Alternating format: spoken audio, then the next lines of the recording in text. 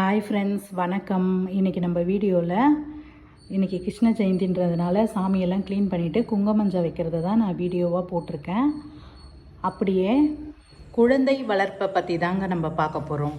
என்னதான் நம்ம இந்த காலகட்டத்தில் ஆண் பெண் சமம் அப்படின்னு நம்ம என்னதான் சொன்னாலும் பெண்கள் அப்படின்னு ஒரு விஷயம் வரும்போது நமக்கு பயமாக தாங்க இருக்குது.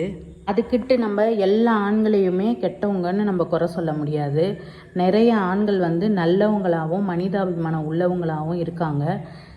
சில வக்கர புத்தி படைச்ச ஆண்களால் தான் இந்த பிரச்சனையே வருது. அதுக்குன்ட்டு ஒவ்வொரு ஆளையாக தேடி போய் நம்மளால் திருத்த முடியாது. ஆனால் நம்ம வீட்டில் ஆண் குழந்தைகளை நம்ம நல்லபடியாக வளர்க்க முடியும். நம்மளுக்கு ஒரு ஆண் குழந்தை பிறந்த உடனே நம்ம என்ன நினைக்கிறோம், ஒரு நல்ல டிகிரி வரைக்கும் படிக்க வச்சுட்டு நல்ல வேலையில் ஒரு மேனேஜர் போஸ்டிங் கிடச்சிடணும், நல்ல சொத்து சேர்க்கணும் அப்படின்னு தான் நம்ம சொல்லி நம்ம வளர்ப்போம்.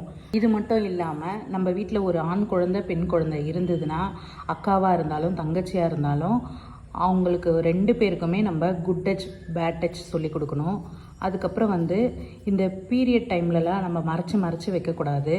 அக்காவோ தங்கச்சியோ இருந்தாங்கன்னா அவங்களுக்கு 3 நாள் பீரியடு இந்த மாதிரி அவங்களுக்கு வயிறு வலி வரும், அதனால் நீங்கள் அவங்களுக்கு தண்ணி மொண்டு கொடுங்க அப்படின்னு சொல்லி அண்ணன்கிட்டேயோ தம்பிக்கிட்டேயோ நம்ம சொல்லி கொடுக்கணும். பசி எடுத்தால் சாப்பாடு போட்டு கொடுங்க, அவங்க வயிறு வலியினால் வெளியே போக முடியாது, நீங்கள் கடைக்கு போங்க அப்படின்னு சொல்லி அவங்களுக்கு எல்லாத்தையுமே நம்ம சொல்லி கொடுத்தோன்னா அவங்களுக்கு புரியும். அதே மாதிரி வெளியில் பெண்களெல்லாம் பார்த்தீங்கன்னா அம்மாவை எப்படி பார்க்குறியோ அக்காவை எப்படி பார்க்குறியோ அந்த மாதிரி தான் வெளியில் உள்ள பெண்களையும் பார்க்கணும், மதிக்கணும் அப்படின்னு நம்ம சின்ன வயசுலேருந்தே சொல்லி கொடுத்து வளர்த்தோன்னா அவங்க வெளியில் வேறு எந்த பெண்களையாவது பார்த்தாங்கன்னா அவங்களுக்கு அந்த மாதிரி கெட்ட எண்ணங்கள்லாம் தோணாது.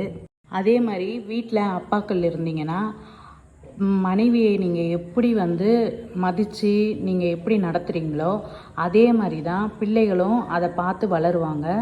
அவங்க மனைவிக்கிட்ட அவங்க நல்லபடியாக மதித்து நடப்பாங்க. நம்ம கரெக்டாக இருந்தால் தான் நம்ம பிள்ளைகளும் நம்மளை பார்த்து நல்லபடியாக வளருவாங்க. நம்மளும் பெண் பிள்ளைகளை வெளியே அனுப்பிச்சிட்டு நம்ம நிம்மதியாக இருக்கிற காலம் வரணும்னு நான் இறைவன்கிட்ட வேண்டிக்கிறேன். அடுத்த ஒரு நல்ல பயனுள்ள வீடியோவில் பார்க்கலாம்.